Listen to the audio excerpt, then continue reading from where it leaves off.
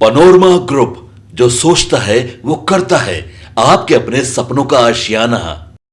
भू बालू माफिया पर चलेगा सम्राट का बुलडोजर, माफियाओं की संपत्ति होगी जब्त।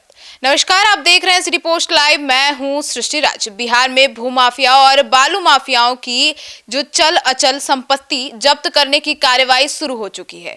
20 भू और बालू माफियाओं की 54 करोड़ 88 लाख रुपए की संपत्ति जब्ती की कार्रवाई आज शुरू होने वाली है। आर्थिक अपराध इकाई और जिला पुलिस ने जांच के लिए ईडी को प्रस्ताव भी भेज दिया है और भी इस पूरे मामले पर बहुत सी जानकारी निकली है और कौन कौन से हैं वे, इसके ऊपर विस्तार में जानकारी देने के लिए हमारे साथ मौजूद हैं chief editor Shrikant Pratyush. Sir, क्या है ये पूरा मामला? देखिए, आर्थिक अपराध इकाई और जिला पुलिस ने जांच के बाद ईडी को एक प्रस्ताव भेजा है उन अपराधियों की संपत्ति को जब्त करने का।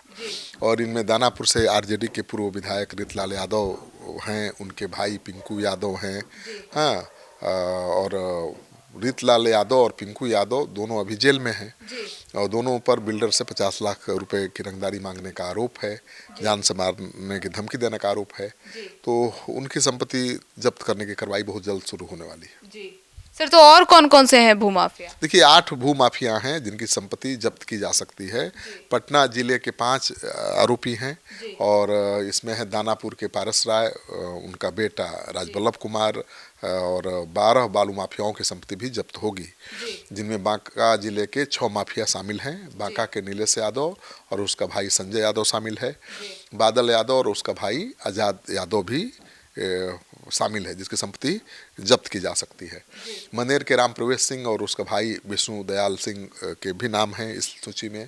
तो अब कार्रवाई बड़ी हो सकती है। सर, तो ईडी ने तो प्रयाग ग्रुप ऑफ कंपनीज की 110 करोड़ की अचल संपत्ति की अस्थायी रूप से कुर्की जब्ती कर ली है। हाँ, बिल्कुल। ईडी ने पूरे बिहार, बंगाल और असम में प्रयाग ग्रुप ऑफ कंपनीज की 110 करोड़ की अचल संपत्ति अस्थायी रूप से, मतलब टेम्पोरली जब्त कर लिया है।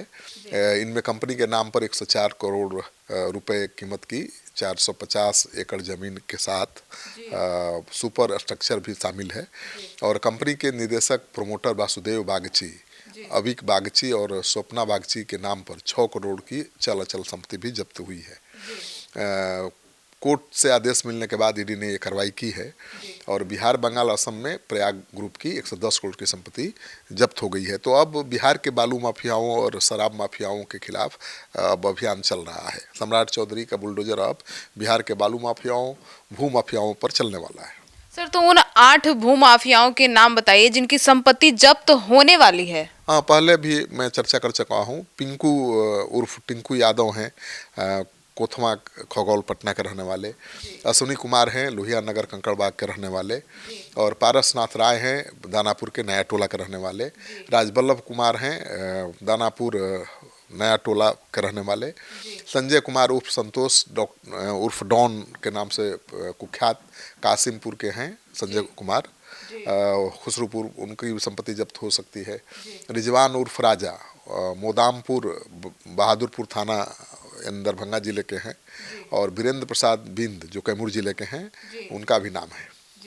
तो सर, 12 जो बालू माफिया हैं वो कौन है जिनकी संपत्ति जब्त होने वाली है बालू माफिया? देखिए, राम प्रवेश सिंह है, शेरपुर मनेर के रहने वाले पटना जिला के। और विभीषण यादव हैं, मजलिसपुर बांका जिला के। और भी कई नाम हैं। नीलेश यादव हैं, रामपुर रजौन के, बांका जिला में। संजय यादव हैं, बांका जिला के, रामपुर के। और छोटू यादव हैं, बांका के ही हैं। और बादल यादव हैं, ये भी बांका के हैं। आजाद यादव भी बांका के हैं। और सोनू खान कोइलवर भोजपुर के हैं। विदेशी राय उर्फ अमरेश राय कोइलवर के हैं। सुनील कुमार यादव सिमरा बड़हरा भोजपुर के हैं। अमित उर्फ गुड्डू यादव बारू औरंगाबाद के हैं।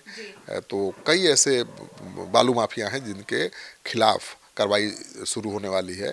ईडी को प्रस्ताव भेजा जा चुका है, उनके संपत्ति जब्ती की कार्रवाई जल्द शुरू होगी।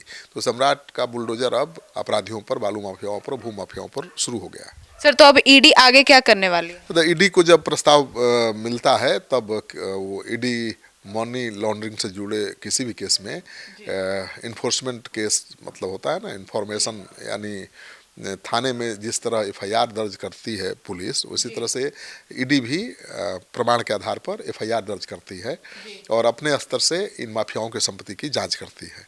तो रिपोर्ट पुख्ता होने के बाद संपत्ति को जब्त भी करने की कार्रवाई होती है। तो अब ईडी को प्रस्ताव भेज दिया गया है, ईडी अपने स्तर से फिर जांच शुरू करेगी और कार्रवाई करेगी। Mobile number, PAN number, bank खातों की जांच होगी। इन आरोपियों पर हत्या, लूट, बालू ठेके को लेकर फायरिंग जैसे कई मामले दर्ज हैं।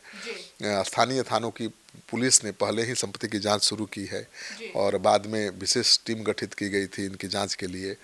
और Aadhaar card, mobile number, PAN number, bank खातों की जांच इनकी की जा चुकी है।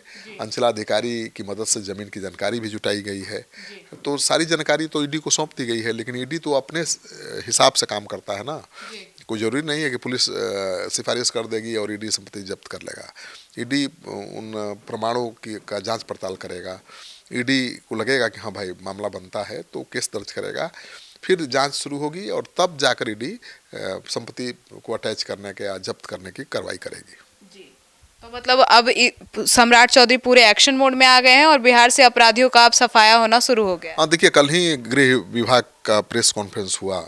सूचना जनसंपर्क विभाग के दफ्तर में डीजीपी थे और गृह विभाग के अधिकारी भी थे। सबने अपनी उपलब्धियां गिनाई और उन्होंने दावा किया कि पिछले कुछ दिनों में अपराध पर लगाम लगा है और जो माफिया हैं उनके खिलाफ कार्रवाई तेज हुई है। तो अब उम्मीद करिए कि सुशासन आगे भी जारी रहेगा। सम्राट चौधरी का जो बुलडोजर है माफियाओं पर, अपराधियों पर चलता रहेगा।